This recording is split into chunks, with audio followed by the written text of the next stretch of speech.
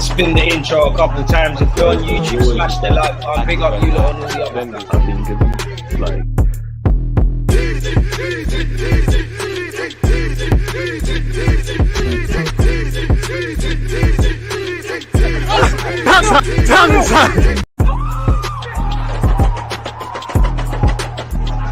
there's always just that active when defenders have been given like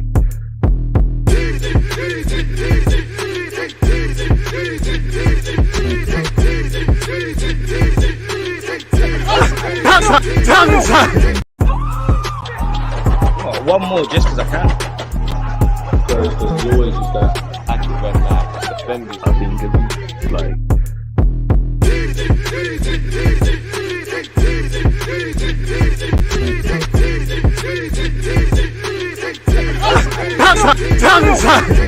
People deluded, I'm back again. Come on, Ian, man. Come on. One love for that, Ian, right? I could take it from here. People deluded, I'm back again. Shout out to you lot that are on YouTube. Make sure you're smashing the like button on your way in. I think we're connected on YouTube, Twitter, Twitch, Instagram, and actually LinkedIn. We're trying to do it all, people. So make sure you're following. Make sure you're joining the discussion. Big up you lot on Instagram. Shout out to you lot who consistently support my content. StreamYard's a bit weird because I actually have to click onto Instagram to see certain comments, man. So yeah, I thought we might as well include it. Tony isn't coming. Sorry, Tony's coming summer. I know. I believe so as well. Big up Del. He said we need to spend more and get a proven striker. We need a striker that's a bagsman. We probably need a midfielder or two. We clearly need reinforcements where our defense is concerned. Probably need to start looking at a number 2 goalie, dependent on what happens with Aaron Ramsdale, either in January or probably in the summer. And then we keep it moving from there. Man said this is mad cool. Well, big up Instagram and StreamYard, didn't it? I thought, why not, man? And, you know, if you're not following on Instagram, make sure you're doing such again. We're going to get into it. The latest we've got in front of me with Ivan Toney is Brentford happy to sell Toney to Arsenal in structured deal. You got to remember, people, you know, and Happy New Year if I don't link up with you lot from now till then. But as we approach the end of the year and the start of 2024, and we obviously head into January, it's silly season. Everyone's going to get linked with everyone. The amount of players that are linked to Arsenal, that Arsenal actually sign either in the summer, in January, is minuscule. And obviously, you know, even in general, every club is interested in everyone, but whether they're interested to the point of placing bids, agreeing personal terms, and all of that jazz, that's a completely another story. So, as I always say, the dream is free. The hustle is sold separately. Quality busting today. Appreciate that. S Creeper, you're always here. As the man said, smash the like button. Tony isn't coming. It's in the balance, really and truly. You know, Ivan Toney, I'd be happy if he signed for Arsenal. Obviously, he's Premier League proven. The way Brentford play football, I think there's similarities with Arsenal. I think in terms of how he plays up front, there's a lot Mikel Arteta will like. Obviously, he's English as well. That helps with homegrown.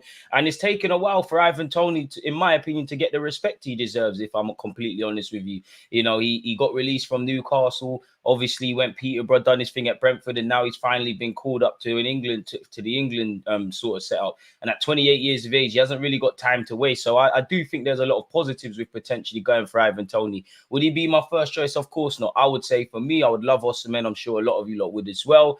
I know his name probably is not the hottest of stocks right now, but based on the fact that we aggressively tried to get what's his name, Vlahovic, I'm sure Mikel Arteta knows how he could tie in. I'd go for them and then Ivan Toney, if I'm honest. To be fair, I would love Sesko as well. He's over there for Leipzig. For me, Toney, yes. Bardghji would be nice. I can't lie. I think he'd be a great right wing option to compete with Saka. I don't see us going for him in January, but apparently he's available. Go for the guy. DS, appreciate you for being tuned in as well. On a non-Arsenal related topic, it's good to hear that Tom Lockyer is now at home and recovering after what happened to him on Saturday. It's always scary when something like that happens. I believe that's the second time something along those lines have been you know, he's been a victim to. I think, I don't know how this medical stuff works, but apparently he's been installed with some device. And yeah, I think everybody echoes what you're saying, Graham. Is first and foremost, life is precious. Happy to see the man is still alive. And yeah, hopefully that's a line under the sun. Afternoon, DG, it's pantomime season, so it makes sense that all the talk is about Super League again. I'm not a fan. Would rather stay involved with the Premier League. I mean, I would like to stay involved in the Premier League, but the Super League thing, it don't really make sense. There's too many vested interests. I think when you look at the changes that it's going to happen in the Champions League, it's more or less the same thing. Premier League have a monopoly over TV rights, money, etc. You know, the Premier's getting, or better yet, English football is getting richer and richer.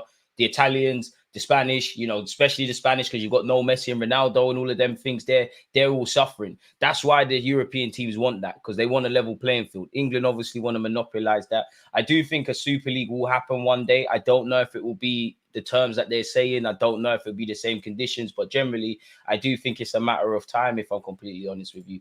DJ, ain't you worried about Osimhen's injury record? I heard he had like 14 injuries at only 24 and everyone gets injured at Arsenal. Of course, that's a concern. You know, I'd say the only concerns, I believe full-heartedly in Osimhen. If he signs for anyone but Arsenal, you know what has to happen. It's agendas. But if I had to kind of have concerns, I believe if you're a good footballer, you can play anywhere, really. And he's, you know, obviously, he's moved at a young age from Nigeria. He's living in Italy currently. He's lived in France and he's lived in Germany. So in terms of adapting to leagues and way of life off the field, I don't think there'll be any worries. I don't want to be that guy and I sound like a hypocrite because of what I just said, but I do genuinely believe there's a bit of a Premier League tax and, you know, or better yet, Serie A tax. I don't know 100% if it will convert into the English game. And obviously injuries. Now, I do think some of his injuries, you've got to quantify them. I think he's had COVID. I could be wrong. And he's had a facial injury. But of course, 14 injuries is a massive concern. Obviously, we've been here with Thomas Partey. There's no point having a player that is quality, that makes the team better. And there's injuries. You know, Gabriel Jesus barely got injured at City. He picked up 2 decent injuries at Arsenal. Obviously, footballers are always going to get injured. Timbers had his first big career injury as well. No distraction right now, maybe later. No to Super League. I hear that. I mean, they're all in cahoots, innit? Like, they're all in cahoots. All, you know, it doesn't matter if it's Spanish teams, English teams, Italian teams, whatever have you. They're all in it together. I do think that's the natural progression. Unfortunately, the game that we love at the base level of football, you know, the people that control it just care about coin and money. And, you know, if and when that time comes, that Super League financially makes sense, I think it's a matter of time. I don't think it could be stopped. Just is what it is. It's the natural progression, if I'm completely honest with you. Shout out you lot on Instagram. I don't think we're signing Toney or Osimhen because I think we signed Havertz to play in midfield and striker. I think they offer similar things up top, but at different levels. I completely disagree. I hear you in that, you know, Kai Havertz is a fairly adaptable player and he can fill in a number of roles, but we need an out-and-out striker. And, you know, Kai Havertz of recent has found his goal-scoring touch. Kai Havertz has never been known as a bagsman. I'm not trying to criticize him, but he's never been known as a bagsman. Arsenal need that. Arsenal need someone that's going to get 20, 30 goals. Kai Havertz can't do that. I like what Kai Havertz is doing in the middle of the park in that left-sided 8. Hopefully it continues and we keep doing what we're doing. We all knew in the summer that we'd probably like to see Odegaard, Partey and Declan Rice as our midfield trio. We knew at some point Mikel Arteta, or long-term until someone else comes in. Obviously, we need options and different players and profiles and all that jazz. But we all probably knew, you know, it was going to be Declan Rice, Odegaard and Kai Havertz. And I do think Declan Rice, when we get another 6, you'll get to see more about him in the final third, and I think he'll improve in that. But I do think at some point, naturally, Declan Rice is going to be the holding 6, and you've got Kai Havertz and Odegaard as kind of rotating 8s, if I'm completely honest with you. So I guess we'll just have to see how it develops, man. I honestly think Toney is the answer for a few years and wait for another gem to come through as someone amazing always emerges. I mean, everyone's got to start somewhere, innit? You know, Osimhen, at the point of him actually joining Napoli, we know Napoli source these players from all over and they become lit and stuff like that. But Osimhen's a bit of a difference in that they paid big money for him from France. And it's a weird one for strikers. You know, the striker market, there's not, you know, a whole bunch of names that you could say are quality. Strikers are weird in that, you know, from 20 to about 25, 26, there might not be anything to write home about. Once they hit 27, 28, they start showing their quality. I'm not against Ivan Toney. You know, I do think he's got shades of Mudryk. We're going to get onto it, but I think he's doing the Instagram antics and things like that.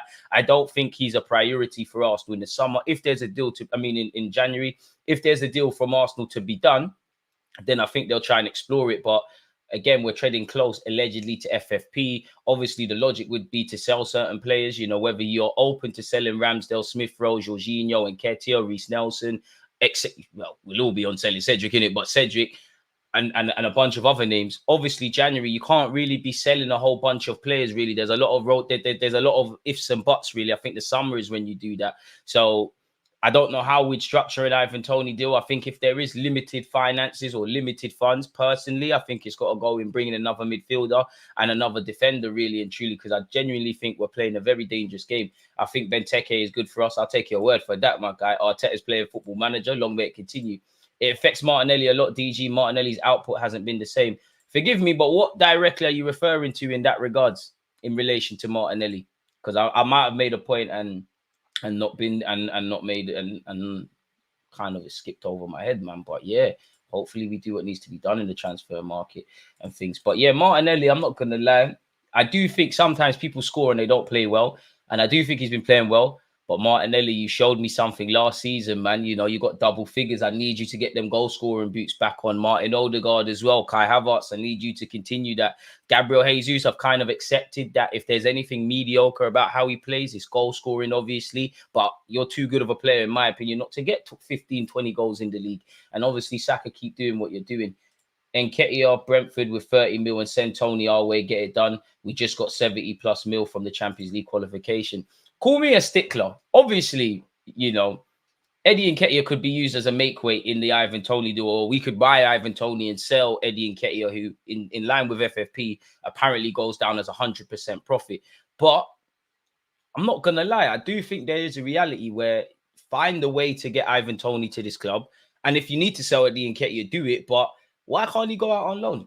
You know, he might come back from that loan and surprise everyone, or if he doesn't surprise everyone, but he establishes himself as a Premier League level player even more, and he gets a handsome, you know, somewhat sum of goals. Surely we get more money if we sell him, really and truly. A bit like what Balogun did over there in France. Obviously it's a completely different thing, and I'm not. Unless we're 100% bringing a striker in, Eddie Nketiah needs to stay put in the summer, and at least until the summer. Jesus drops in, giving Martinelli and Saka more space up front. With Osimhen, Saka and Martinelli have to focus more on creating for Osimhen. I agree but disagree. Naturally, as a striker, Osimhen's going to be greedy, but ballers can play with ballers, and Osimhen's link-up play is quite good. So I don't think that will necessarily be the case, if I'm completely honest with you, man. DG, seeing your story on Insta, Trim look sharp though. I appreciate that. I was being silly, man. I was on my Snapchat memories. I was being silly, but I'm definitely the most handsome black man in London. Definitely the most handsome content creator. Obviously, I'm looking a bit rough and greasy right now. Gally still DM the kid. I'm still lit. But yeah, man. Atletico and United Super League statements against it, patiently waiting for Arsenal. Obviously, they're testing the waters with the Super League thing. Right now, society or football society ain't ready for it. But I think a lot of people, including myself, when the news initially came out, everyone was so against it. It was speaking for myself. I was like, oh, it's all of this. Then I started reading what they're doing and the changes to the UEFA Champions League. And obviously, I can't remember it all word for word and whatnot, but it's more or less the same thing, really and truly. You know, in society's not always ready for things. Like, we're using computers. Some of you are driving cars. At some point, when these inventions were created, you know, it shocked the world and they weren't really on it. So I don't think the Super League thing is going to bed anytime soon. I do think it will happen, but at the same time, I don't think it's like all of the leagues universally agree. If there's some reality where, you know, the Premier League and the other leagues are making an even amount of money, they might go and do that. Let's be honest, you know, it's all about TV rights. You know, there was a time where, if we look at Spain, when obviously Messi and Ronaldo was there, Spanish football was all the rage, even reflected in their national team, right? Obviously, it was mainly Messi, Ronaldo. It doesn't matter. Some of you support Arsenal like myself. A lot of you support other clubs. It didn't matter what team you supported in August. The first thing you looked for, well, tell a lie, I looked for the North London Derby. But apart from that, it was El Clasico. Now, no one really cares about El Clasico. If you watch the highlights, that's really it, you know. So that's where it comes from Spain. You know, they've got stars, obviously, but they ain't got stars like that. Real Madrid and Barcelona. I know Barcelona won the league, but Barcelona versus Real Madrid, there's quite a golfing class. You know, the Germans are the German clubs are probably the one exception. They govern their thing. Their Farmers League with Bayern Munich. Italy are struggling. You know, we're in a reality now where Bournemouth are going, respectfully to Bournemouth, they're going toe-to-toe with AC Milan for players. You know, even in the Premier League, you know, Premier League clubs are bumping each other. There was 50 million for Sigurdsson to go to Everton, and there's plenty of other examples. So at some point, I think it's going to happen, but it don't make sense to the Premier League because there's a lot of food on the table. The Italian clubs are clearly jealous. Like, everybody's got a vested interest. Bring Toney. I can't think of any players that are better for us up front as Jesus. He's a team player. And that's why I don't want to replace Jesus or give up on him, but we need the goals. So if we could have the best of both worlds, it's lit, really and truly. If I'm completely honest with you. Have you seen Klopp attempting to lift up the Liverpool fans prior to our game? 100%. Anfield mind games, really. You know, we know what we're stepping into the Lions then at Anfield. You know they're going to be roaring. You know we're fighting for the league. Arsenal's record in the Premier League at Anfield is quite upsetting of recent. we've got it all to do in it. And I said last season, you know, based on how we started that game and ultimately how it ended, if we ain't gonna win there yet last season, when are we really? And I'm a hypocrite, but I don't. If we can't beat Liverpool at Anfield this season, then I don't know. And I'm not gonna say I've been disappointed with the games that Arsenal have played against the traditional top 6 sides or the teams in form, but I have really. I don't think we played terrible against Newcastle. I actually think there were some positives, but fundamentally we didn't win the game. Aston Villa, we couldn't put our chances away. We didn't win the game. That's the short of it. Chelsea, we should have walked away with all 3 points, let alone been happy to get one. The same kind of logic with Spurs, of course. Obviously, it's nice to beat Manchester United, which we've been doing for a while now. If we can beat them at Old Trafford, that'd be great. Beating Manchester City is probably the result of the season. And boy, we've got a couple of games against Liverpool coming up, really and truly. We're obviously going to play them on Saturday. We've got them at the Emirates in the FA Cup. And then you're there. Tim, I don't know how you pronounce Rooney's name, man. Yeah, you lot know I'm terrible with that. Would you rather get De Jong or Osimhen? The dream is free. The hustle is sold separately. That's a difficult question, man. I want to lean towards Osimhen, but, and again, it's just dreaming, but De Jong would be lit, isn't it? Really and truly. De Jong, Declan Rice, Odegaard, you know, get another number 6 just for depth purposes. You know what, De Jong, man. The Arsene Wenger in me saying De Jong, man. Saying De Jong. You know what? Let me go with the IC3. Osimhen thing. Osimhen. Oh, you know what? Both, man. Both. That's it. Some questions shouldn't be asked, man. Shouldn't be asked. But I do agree with the link-up play. And that's something I see with Ivan Toney, your link-up play comment, with Ivan Toney and Osimhen, actually. And not to the same level, but Vlahovic. And I actually think Ollie Watkins is that. Obviously, the modern striker, you can't just stand there and score bare goals. You know, you look at Haaland, you know, he has his general play. He's never going to do the Gabriel Jesus stuff, but he has improved a tenfold in that. He's taken what makes him Haaland and that. Obviously, Jesus lacks goals, but he's the modern striker. And it's a difficult job being a striker, really, because you could get 20, 30 plus goals. People say you don't get assists or your link-up play isn't quite there, similar to what Arsenal fans, including myself, said about Aubameyang. Or you could do the Gabriel Jesus / Lacazette thing in that you're a great team player. There's a lot of positives, but ultimately you don't get them goals. And I won't say scoring is the least important thing of a striker in a Mikel Arteta system because goals win games, but if it was, Gabriel Jesus wouldn't necessarily be playing week in, week out, and to a degree, Eddie Nketiah. It's all the other kind of things that go into being a striker that you lot have seen. What are your 2 most important positions to address in January? Centre mid and a defensive body, if I'm completely honest with you. What I would love, and I don't have any examples, if you could find a Tomiyasu Timber kind of guy that can play centre back, left back, and right back, great. But I think we need another defensive body. You know, Saliba and Gabriel, actually, and Benjamin White, they've been struggling with knocks, and we've probably had to kind of overplay with them at times. And ultimately, that's the spine of the squad, isn't it? Really and truly, that's the spine of the team. So, yeah, man, centre midfield, like, because I think we're getting there. We're getting there. But considering Edu was a midfielder, Mikel Arteta was a midfielder, I definitely feel since I started my YouTube account, I've been saying Arsenal need to address midfield. That's where I think needs to be addressed, man. Because again, bringing in a defensive body is more the sense of we get some injuries and we're kind of struggling. And I don't like the words ifs, but if everybody's fit, we're okay defensively. In the final third, you can say what you want about Jesus' lack of goals. Smash the like button, by the way, people. You can say what you want about Jesus' lack of goals. You can say what you want to say about Eddie Nketiah and Saka and Trossard and Martinelli. But I think there's some good options. The midfield is where I'm a bit concerned. Obviously, I'm a big fan of Odegaard. Declan Rice is Declan Rice. Jorginho, El Nene, and Partey on the wrong side of 30. Their contracts are running down. Partey is probably the beginning of the end, and he can't stay fit. The midfield, there's more questions than answers, if I'm honest. Cover for Saliba would be great as well. But it is what it is. You could argue already in this Super League realm already, man. Centre mid and right centre back / right back hybrid. I'm worried about the goals, though. I'm not going to lie. Obviously, Timber get back fit sooner rather than later. Tomiyasu the same. But I'm with you in that if you could bring a right-sided centre back, if there's another right back that could arrive, maybe I'm being a bit stingy and a bit greedy, but if we could get a left back, I'm all for it. And I'm not saying to rub out Zinchenko or you know, never use him again. I just feel sometimes we need someone that's just strong 1v1.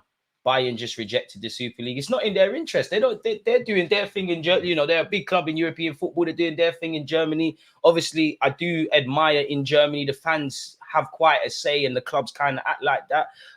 It's not in their interest. Italians are begging for money. The Spanish league is dying, it's dead, bro. It's dead, like really and truly. Like, when was the last time you lot watched La Liga? And more time, when I watch La Liga, I'm watching Genoa. They're having a good season. Celta Vigo, all of these things. Man, I'm not watching Barcelona week in, week out. Obviously, there's, another Messi isn't going to arrive. But there was a time, regardless of what team you support, once again, El Clasico, you knew when it was. You made sure you watched that. So arguably, because of Ronaldo and the stars at Madrid, and likewise with Messi at Barcelona, you was watching everything.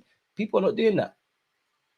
I believe, if Real Madrid, if Barcelona are at the top of the tops, and they still are one of the best European clubs, but you get the point. And Real Madrid kind of been able to play on that competition, and they get the Mbappes, the Haalands, the people that people want to see. I don't think the Spanish clubs are as aggressive talking about Super League. I don't know who that is. We don't condone them boy there, man. Good on Bayern. Super Liga, just another scam to get La Liga and Italy money, and they want to make money off the top watch clubs in the EPL. Would love Frimpong at right back and also cover right wing given his performances of late. I mean, Leverkusen are taking the Bundesliga by storm. Whether they'll be able to win the Bundesliga, who knows? Shout out Queen of the South. Man said Steven Bergwijn. I'm never beating them allegations, but like, you have some manners. At least call a guy Errol Spence. I'll accept that one. I don't know why, but with it being Christmas, anyone that needs Bergwijn, Errol Spence lookalike, shout me. AJ and them man there as well. JD and them people need to shout me tomorrow. Oh my days, bro. Babyface killer, bro. All you got a social, got nothing on this. It's lit. But anyway, staying on task. Pick up the Twitch gang. Frimpong is rapid. And I think he might actually, I know he plays for Holland, but I'm sure he came through Man City's academy. So, yeah, apologies, man. Apologies. Yes, Genoa is in Italy. Apologies.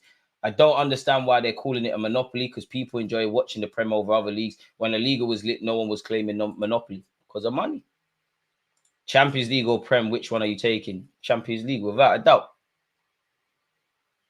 You think anyone could talk to me? Well, to be fair, I was telling my brethren yesterday, don't make Arsenal win the league, because you see if Saka, Declan Rice in his first season, see if any of these men control the Premier League title. I'm doing what Man United fans used to do in my secondary school. They're telling me John O'Shea is the best defender in the league. Oh, he's won the Prem. I'm being shameless. You see if we ever won the Champions League, and if you're offering me this year, no one could talk to me. I wouldn't even, it's capped, but I wouldn't even care what happened next year. The Champions League, bro.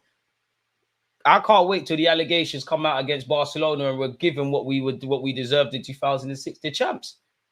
Do you think anyone could talk to me? I will recreate that. Remember when Chelsea won it and all their Cobham players, even some that weren't involved, were taking pictures. I want to be doing that with Waters and Lewis Skelly and all of them guys, man. Twitch gang, we could watch the highlights, but unfortunately, the other platforms wouldn't be quite kind and the stream would get locked off, man. Are they insinuating that the Premier League is a monopoly because people enjoy watching it more than the other leagues? I might be misinterpreting it. Probably indirectly, because of the riches in the game, You look at, respectfully to West Ham, and Declan Rice is obviously worth the money, but we're in a day and age where, in theory, West Ham did not have to sell Declan Rice, really. You go back, maybe 10 years is probably a lie, 2013, but if you go back to the early 2000s, you're getting Declan Rice off West Ham immediately. Harry Maguire isn't costing 80 million. Everyone knows everyone's got money. It doesn't matter what level of team you support in the Prem. How many times have you seen your team try and buy a player? They're ruled that they're priced out of a move, and that player might make a move to another league, well, from a foreign league to another one, and they go for pennies versus the pounds. It's like being a tourist. Obviously, if I go on holiday to somewhere, I'm not gonna pay the local rates, is it? They're gonna know I'm not from here, and they're gonna try and act accordingly. And football isn't too dissimilar, if I'm completely honest with you.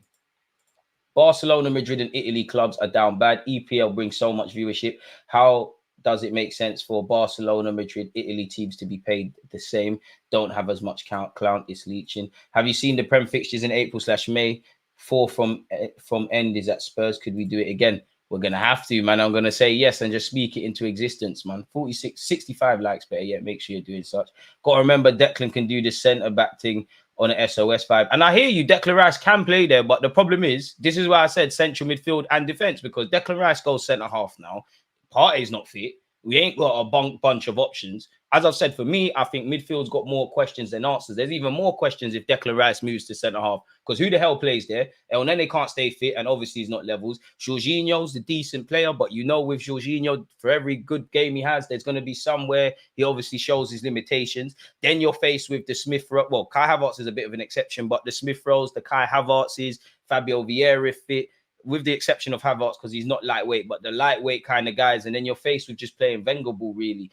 So, and obviously that's going to affect our build-up play to some degree, and probably affect, we'll still play a high line, but probably affect the confidence we play with a high line and how quick we win the ball back. You know, I haven't got the statistics to hand, but Declan Rice scores quite high of winning the ball back in the final third. And obviously Declan Rice is like a seatbelt. For me, he to the fans as well, but he gives his teammates a lot of confidence knowing that, you know, if you're Zinchenko, you know, boy, if I bust out Declan Rice, I still need to defend, but Declan Rice might save me. So this is why we need depth, and we knew this in the summer. We've known this for the last couple of years. Osman makes the most sense, out of contract in 2025. Unfortunately, he signed a new deal, which appears to be a one-year deal with a release clause. So Napoli stand to get some bread, man. It's crazy to think we might only have 2 pure centre mids in the squad. Slightly, a bit unfair. 3. Partey, El Nene, Jorginho, Declan Rice, 4.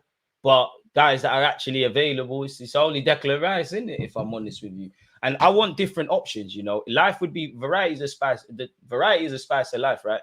How boring would life be for 365 days of the year if we ate the same meal? Football's got to be the same. Obviously, you need stability. You need, you know, the same kind of players in the lineup, etc. But there might be games where it's Odegaard, Declan Rice, and Partey, or Havertz and this guy, or then we do what Arsene Wenger did, where anyone who can play Wenger ball is all out there. If we're playing a low block, and then you're forcing playmakers out wide. We need more variety. And as I said, I think we're ticking along. I think defensively, it's more of a case of just making sure when the inevitable injuries happen, because as much as I like Tomiyasu, you know, he gets injured. Timber's unfortunate, had a big one. Benjamin White, you know, it always comes out every year that he's been playing with knocks. Saliba, we saw how our season was derailed. I think it's more of a case of, again, just needing some more bodies there. Midfield, it's obviously football is decided in the defensive and final third. You need to score goals. You need to keep balls out the back of your net. But the midfield, man, God forbid, but anything happens to Declan Rice, this peak. You know, on top of obviously Declan Rice just being a great footballer and being a breath of fresh air, one reason I've loved Declan Rice at the club is because Partey hasn't been there. If Declan Rice wasn't a thing, let's just assume he went to City, boy, where would we be? We might still be where we're at in the table, but boy, it's scary, man. And if I'm honest, I think we need, I don't think there's many, but I don't rate Cedric in it. But at the end of the day, you're an international tournament winning Portuguese fullback. But I think there's very few players in that squad that I don't think are good footballers.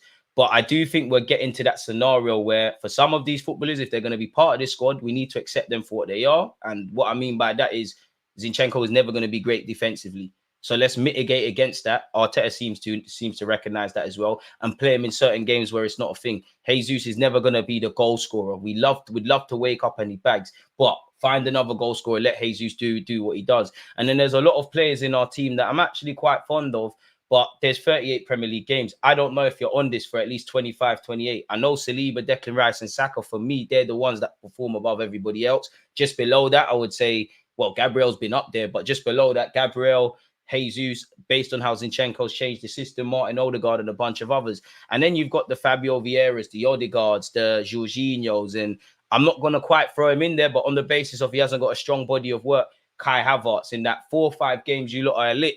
But then the next 4 or 5 games, I'm not sure. And over 38 games in a Premier League season, however much in the FA Cup, depending on where we go in that competition, and by God's grace, all the way in the Champions League, we need to start having, you know, you can never predict things in football. There isn't any absolutes in football, but I think we need to move into that scenario, if I'm honest. I know City haven't been performing, but you look through their whole squad, regardless of ability, how many of those players are going to have bad games? And everyone has bad games, but how many bad games are they going to have across a 38-game calendar? I'm not sure. So I think that's the scenario we're kind of moving into. One love for the super chat, my dude. Champions League progress could motivate them to bring in Ivan. I mean, what motivation do you need? Marcel, go away, mate. What more motivation do you need, really and truly, for the players? Just do what you're doing. Ivan Toney, obviously, Arsenal right now, we're an attractive proposition. Arteta's got the soul back into the club. We've got a young, impressionable squad. Obviously, there's some England players. There's a London aspect. There's the historical sort of what Ivan Toney's my age, isn't it? 28. So you actually remember when in primary school when you was called a glory hunter for supporting Arsenal. So there's enough reasons, really, but sometimes it's just not the right time. Again, if we signed Ivan Toney for January tomorrow, I'd be gassed. But at the same time, I'd sit there and go, well, you know what? We're playing a very dangerous game once again in central midfield and defense. I think that's a good way moving forward. Although Havertz as a late runner decoy provides goals, enhancing Martinelli could be more beneficial for us. I think there's just teething problems on that left-hand side. I think Martinelli needs to get his shooting boots on, but I think he's struggled with the absence at times of Jesus. Obviously, Kai Havertz has only started to find his feet now, and it hasn't exactly at this moment in time, replicated what Xhaka has done. Zinchenko's been a bit inconsistent, and there's been fluctuation through that. So I think they're a bit of the reasons where you look on the right-hand side, typically you know what time it is. Saka, Benjamin White, Odegaard's pulling out there. There's more stability down them sides.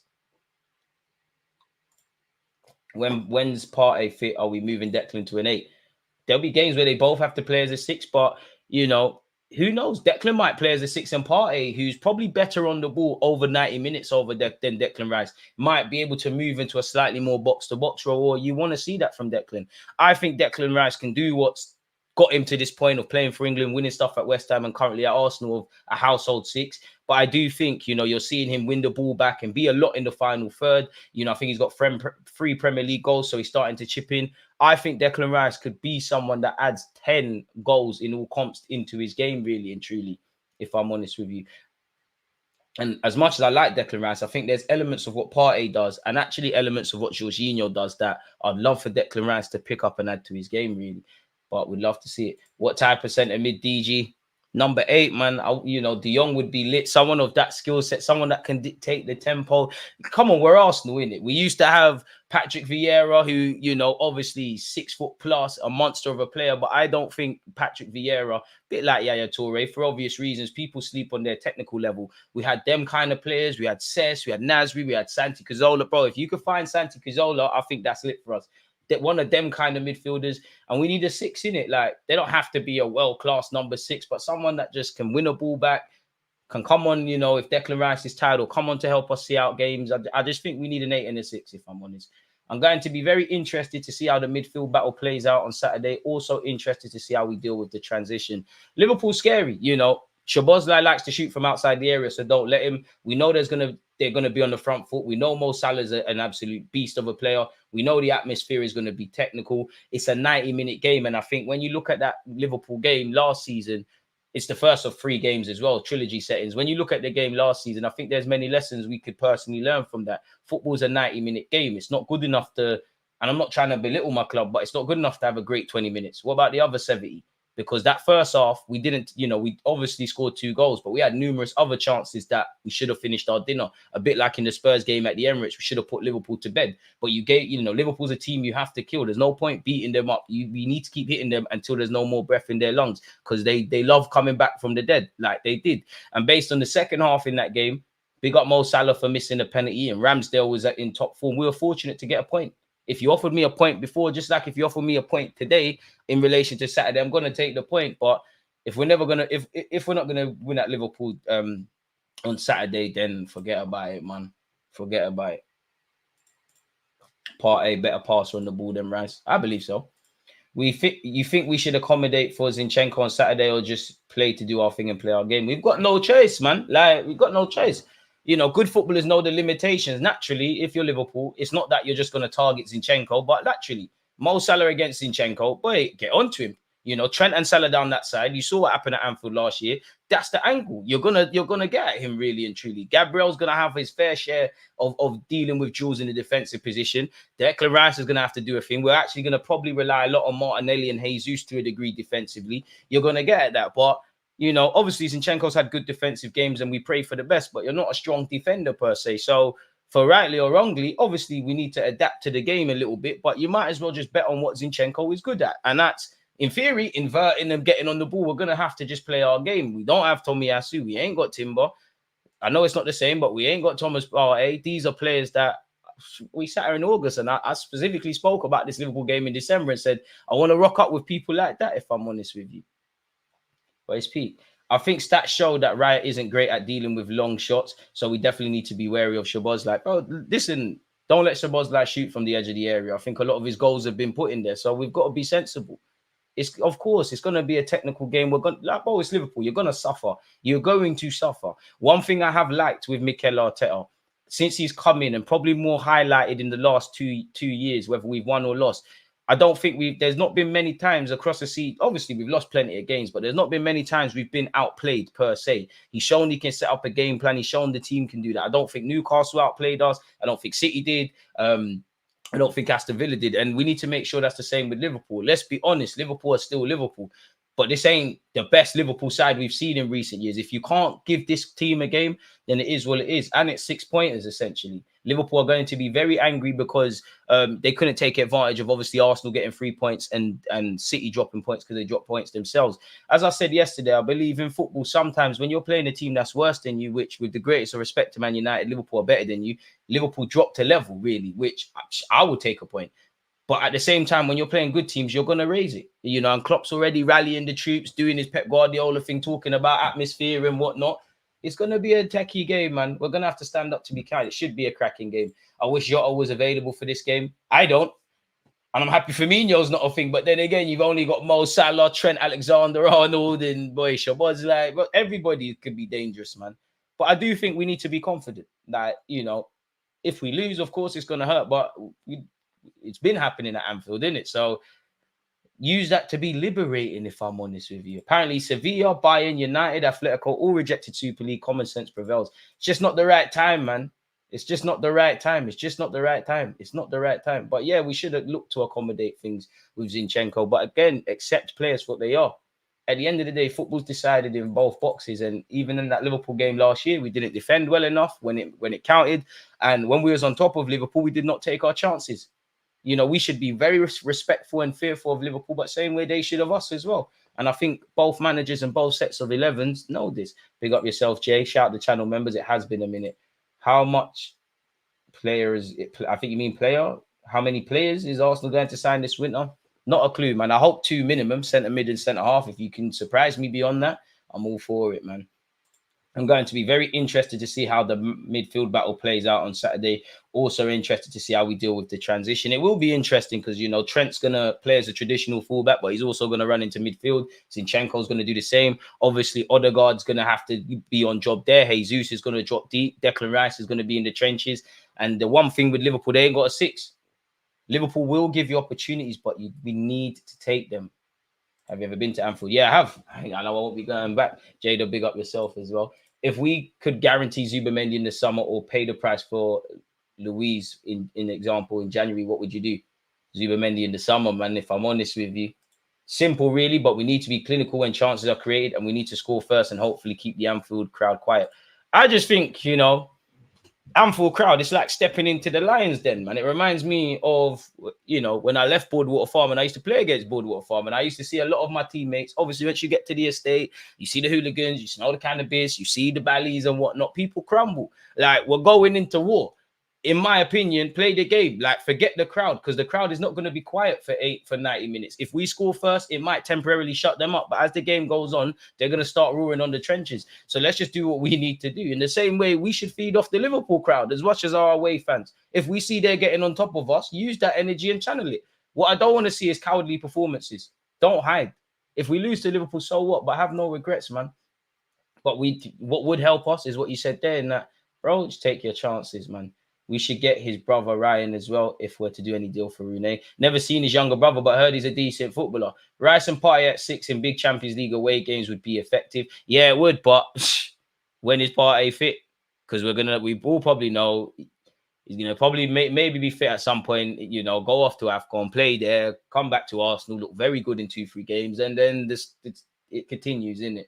Let's say hypothetically the Super League is introduced and teams join in. Considering players already complain about the amount of games, are we going to have to just play under 21s in every FA/EFL game? Honestly, I don't think I could answer that because that's a very good question. I don't know how we'd answer that, but if you're the Premier League and stuff like that, you're not gonna let these clubs go without a fight because that's your work, isn't it? That's the product. So I'm not sure really. I think you just have to follow suit. I mean, if these teams leave the Premier League, then I won't say it's the end of the Premier League, but if the top 6 leave the Premier League, then it kind of is.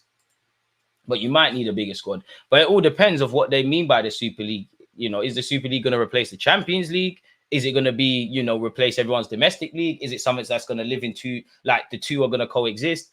There's a lot of things, man. Do you seriously think that signing Toney, who's been out of competition for 9 months, makes sense? I don't see Brentford letting him go until the summer, especially with them missing strikers for AFCON. Richard, I'm in agreement with you in that, you know, Mbuemo would have gone on to AFCON, but he's been injured, obviously. Weiss has gone. And if you're Brentford, you're sitting there and probably saying, Ivan Toney, I know you want to move, but listen, you've been out for 7, 8, 9 months. There's a Euros, you know, you're going to need to adapt to whatever team you're going to. Yes, you've now started training and playing in behind closed doors friendlies, but you're not at the best. Why don't you stay here, help us get our season on track, and then you move in the summer? And that's the thing. I'm taking Ivan Toney, but as you said, you know, it's a lot of money, whatever it is, for someone that ain't played for months.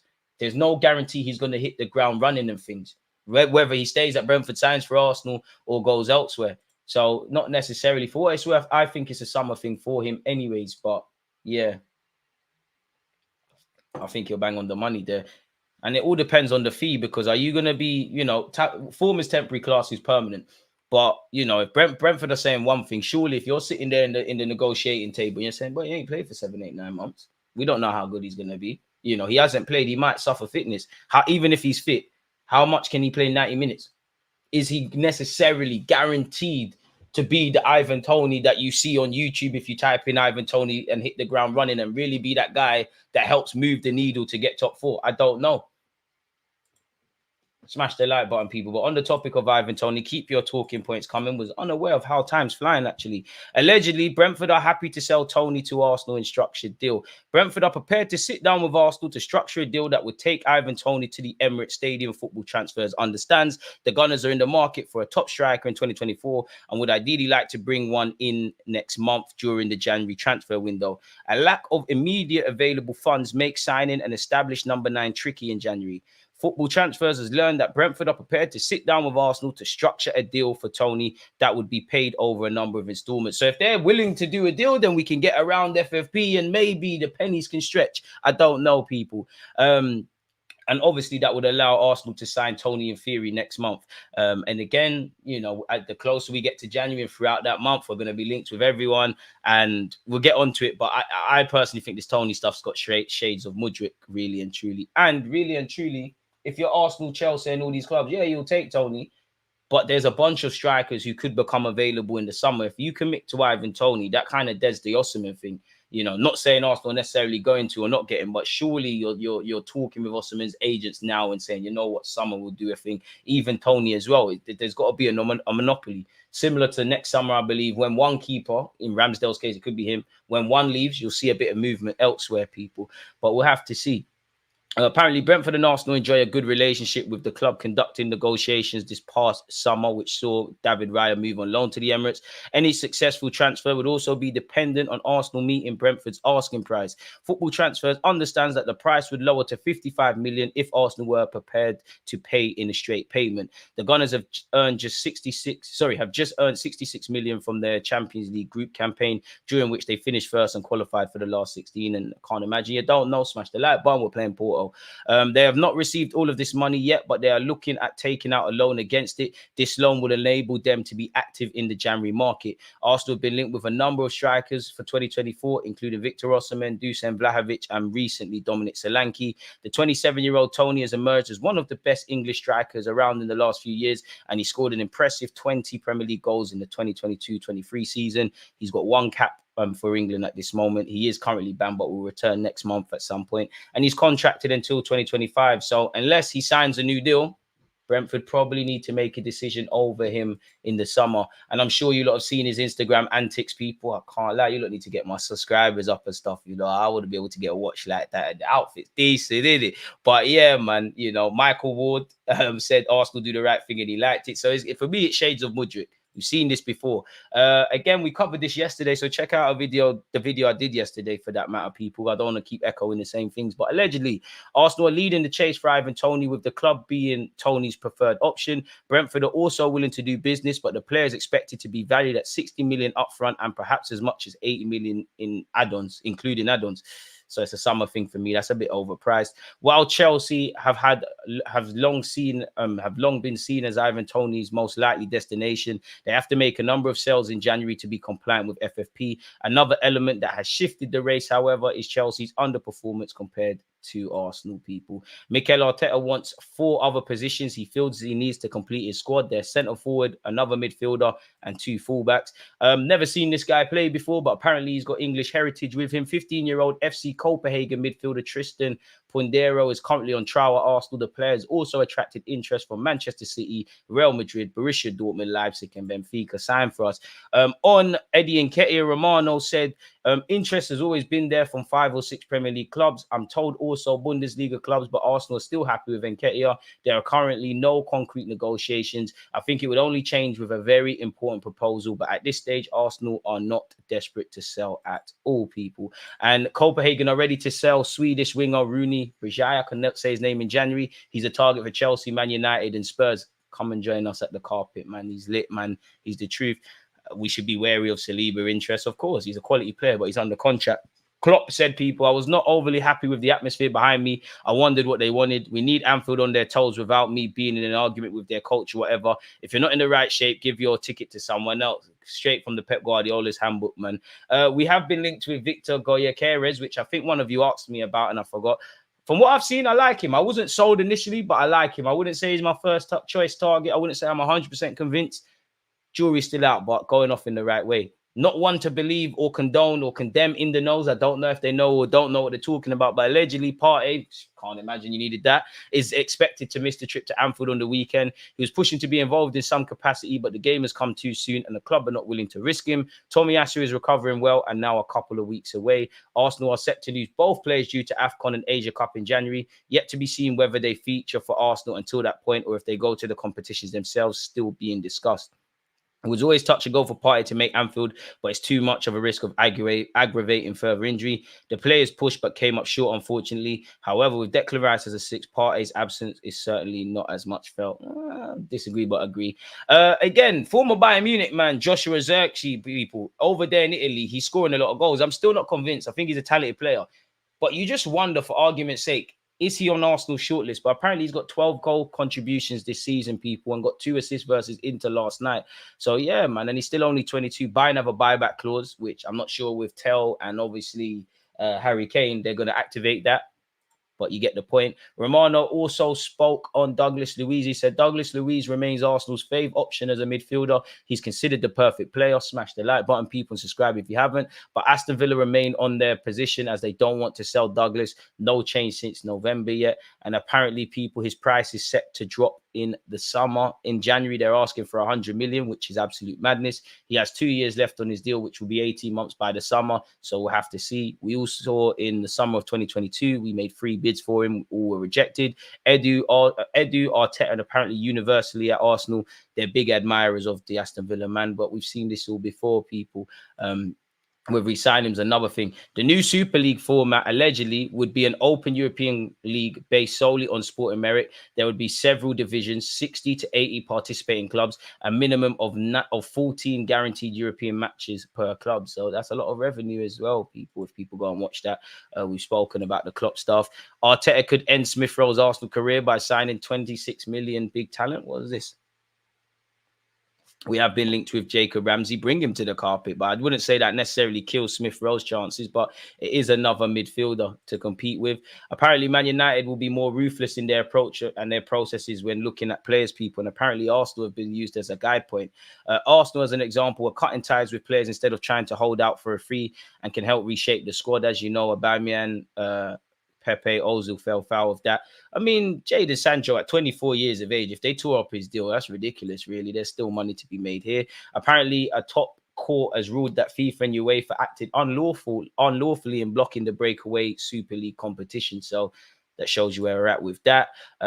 Onana's drawing interest from a lot of clubs. This article has said Barcelona are the front runners, and apparently Everton want 50 to 60 million people for their player. So we'll have to see how that develops. Kirill is still linked with a move away from the carpet people. He hasn't really managed to play a prominent role. And he's still been linked with moves away. He's drawn interest from Napoli, AC Milan, even Brentford as well, people. So that's where you're at with that.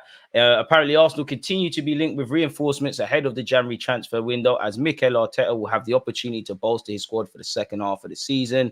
Scrolling all the way down, midfield is also a department that needs to be addressed in 2024. Whether it happens in January or the summer remains to be seen, but it is worth keeping in mind that Jorginho and El Nene are both out of contract at the end of the campaign, whilst the club are open to offers for Partey following his latest injury setback. Obviously, El Nene and Partey will go off to AFCON. Tomiyasu will go off to the Asia Cup. So we've got a weakened squad of some sorts, people. Apparently, according to the Daily Mail, Arteta is determined to bring in a new midfielder in January, with the North London outfit considering a swoop for Everton star Nana, who is capable of operating in front of the back four or in an advanced box-to-box role. And apparently, it seems unlikely he's contracted until 2027. So we probably need to make some outgoings and see what's going on there. 3 of our February fixtures have been moved, people. Which ones are they? Firstly, our home game against Liverpool has been switched to Sunday, February the 4th, with a 4:30 kickoff. That's obviously to be on Sky Sports. The following week, we cross the capital to take on West Ham. That's been moved to a Sunday slot with a 2 p.m. start time. Our final league game of the month sees Newcastle make the long trip down to the Emirates Stadium. That's on Saturday. Apparently, that's been moved to 8 p.m. as well. And apparently, our trip to Brentford will remain on Saturday, February the 17th at 3 p.m. as it has not been selected for live transmission. Fair enough. So with that, that seems to be everything that seems to be concerning Arsenal and all of those sort of things there, people. So we'll have to see. If I was Chelsea, I would sign Ramsdale. But at Ramsdale, if you go there, you've got Sanchez, who is injured, but it's not clear out of you two who'd be the number one. I don't know if Real Madrid are going to buy Kepa, but you'd have at some point Kepa. So there's 3 people, whether you rate them or not, who could be the number one. It's even more complicated now. Bro, seeing our fans are getting carried away these days scare me. Hope football gods don't see that. Amen. Amen, man. It is scary, but we're going to have to get on with it. This is football, isn't it, really and truly? But yeah, what else have you been saying? Ivan to Arsenal would love it. DG, did you see the Newcastle home game on Saturday? The 24th of February is an 8 p.m. kickoff. Boy, I want revenge on Newcastle, really and truly. I want to see one of us clamp Bruno Gomares, if I'm honest. Don't forget to hit the like button and subscribe. Good question. Who's better, Watkins or Toney?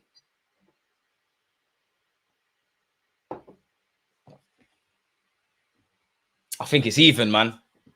Because as I said it yesterday, you was here. I'm a big fan of what I see from Ollie Watkins. Ollie Watkins is probably my more sort of striker, if that makes sense.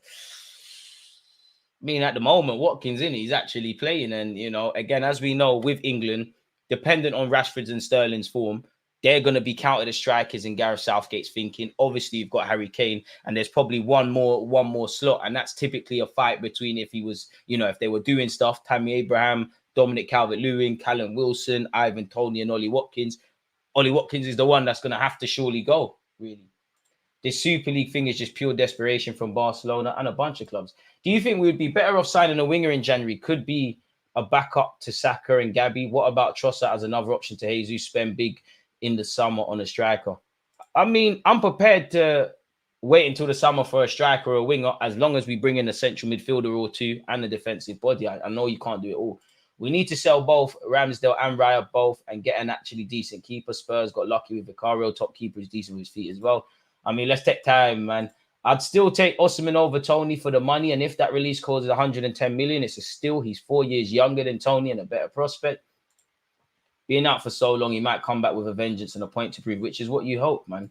We need to go back to shopping Bologna again. Watched them yesterday against Inter, and they have a couple of decent defenders. I hear that.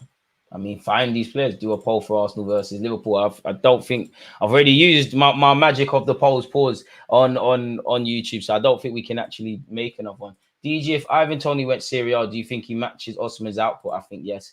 I think he gets goals. I don't know how much goals Osimhen has, but I think he gets goals. I think Watkins. It's a good debate, man. Watkins or Toney. I don't know. Like, what I like about Watkins, he's quick and he's more. I think he spends a bit more in wide areas and the channels than Ivan Toney. But I think Ivan Toney's hold up play is slightly better. But I think they're in the same realm. I think they're both good, man.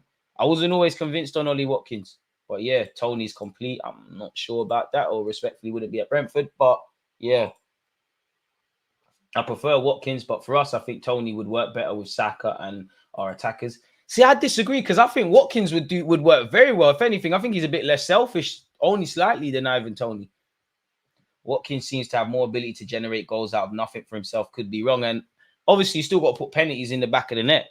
But at a time, did Ivan Toney only? I swear he only had like 3 non-penalty goals more than Jesus. Guys like Zerki and Lukaku are putting up 15 goals over there, and Osimhen got 24. In that logic, you're right. Ivan Toney is just Jesus with no dribbling. It's interesting thoughts, man. I don't know. I'm happy with either one, man. I'm happy with either one. I'm happy we've come a long way from being linked with Tammy Abraham and Dominic Calvert-Lewin, who I'd more want Tammy Abraham, but their stock has fallen, innit? Both of them, really and truly. Toney is top 5. Watkins is getting there. Top 5 what, in World or the Prem? I hear that. Top 5 strikers in the Prem. I mean, Haaland's there. I know he's not a striker, but I always count Salah. I mean, Haaland. I guess Ivan Toney's there. You could actually say on current form, Ollie Watkins. You're kind of scratching your head on ability. I think Jesus, but if you're talking strikers, you got to talk goals. The man, they're not bringing that. And that's the thing. Like, in my 28 years, did I ever think I would scratch my head looking for 5 Premier League strikers? Villa are not selling anyone to us. They're playing Champions League football next season. Big bread. When we was linked with Dominic Calvert-Lewin, I wanted to bug out Charles. Osimhen with big money spent on him. The pressure might make him flop like Shevchenko and Kiesman. I mean, I hear that, but he signed for big money from Napoli in the first place. And wherever he goes to, Arsenal, Chelsea, or etc., there's bare pressure on him, really. Whoever said Toney is Jesus without dribbling is smoking food. At least Toney knows where the net is at all levels of football. Son is playing up top this season. By default, Sonny Heung-min's got to be up there then, innit? I've seen more genuine quality from Toney in terms of technical ability, but there's not much between them. That's the thing. There's not much between them. I'd be happy with either one. What about Santiago, Jimenez, or Sesko? Sesko's the one I want. I do think if he was obviously to sign Osimhen, Toney, Vlahovic, you're going to get immediate results. But I really like Sesko. I think he's got scope to grow. And whatever you sign him for, he'll triple, double that price tag, whatever, innit? I like Jimenez. Jimenez would be on my list. But yeah, man. Football, big up Amenya. Football is crazy. And a guy got locked up and now we're forgetting who Toney is. I do think people are forgetting who Toney is. I do think people are forgetting. Someone said Watkins is more of a goal threat for me. I mean, if you was a Sunday League defender or a Premier League defender, I guess who would you rather play against? And I guess the case is neither. I think Watkins is. I think I'm a bit biased to Watkins because I think he's got a yard of pace quicker than Toney. Toney is the missing piece, DG. I think there's a couple of missing pieces. I think the missing pieces are in our midfield, really, if I'm honest with you. He's light years ahead of Watkins, guys, please. I don't know, man. I don't know. They're both lit. I see why we was linked with Ollie Watkins. I remember turning up my nose like, why are we linked with him? And I started taking him in. But I guess Ivan Toney's got a stronger body of work. Ironically, both strikers are at Brentford. So whoever scouts strikers for Brentford, we might have to steal them and come work for us as well. I like the South Korean striker that plays for Wolves. I like him as well. But we need to be bringing in someone that's levels or better than what we have. Or there's no point really and truly. And I don't think he's exactly that, if I'm completely honest. So we're going to have to see, man. I need that Toney arrogance as well. He has that Madison-esque ego about him. I want people that have egos. I'm not naive. I think everyone that asks, to be a good footballer or a good manager, you've got to have humility, but you've got to have a bit of ego. But yeah, I do think we need to, pardon my language, get a team of bastards, like players that only Arsenal fans like. Like I kind of want that, if I'm honest with you. I think Kai Havertz he's become a bit of that, if I'm honest. That's so deep. Fabio Ruiz is a baller, man. We all miss. Okay, but when I'm talking about Doku, Ndogi, Jude Bellingham, bro, go through the archives. Arteta signed Marie, you know. We all miss sometimes. Allow me. I turned my nose up at Watkins because I didn't see the light. I'm not perfect. It's easy for you to say that with no display picture, mate. Leave me alone, Sacco, but you're always here, man. Jesus is clear of Toney. Bro, bro. I've missed bare times, but I've also scored bare. Allow it, bro. Allow it, man. Try to come at the guy. doing. Osman, what have we said? Osman is good, but if Toney was playing in Italy, would score more goals than Osman. I don't know about that.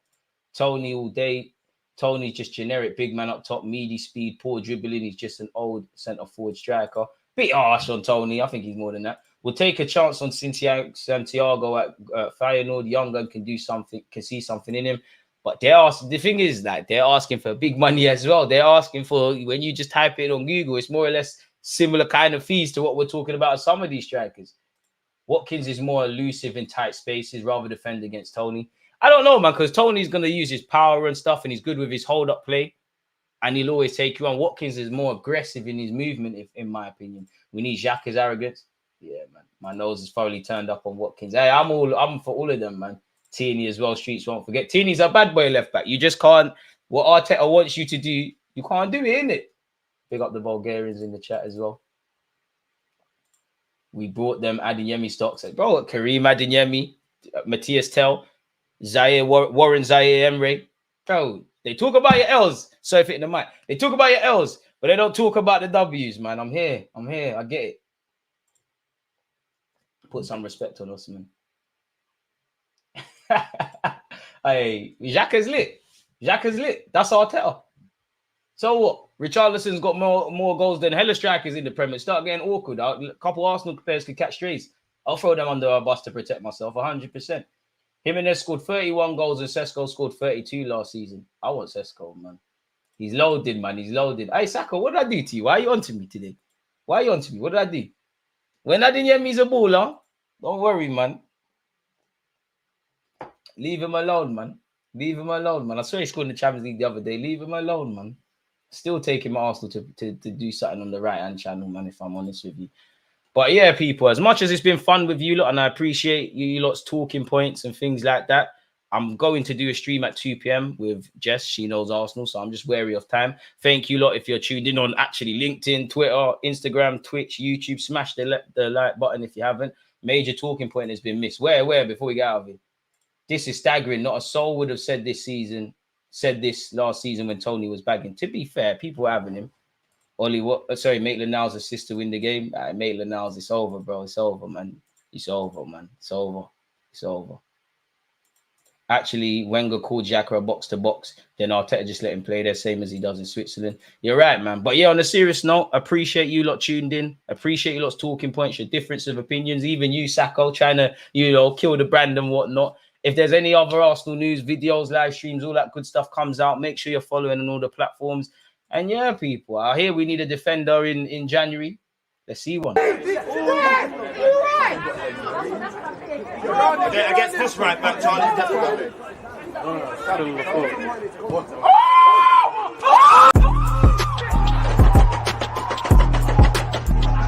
There's always just that active red flag. Defenders, I think, it's like.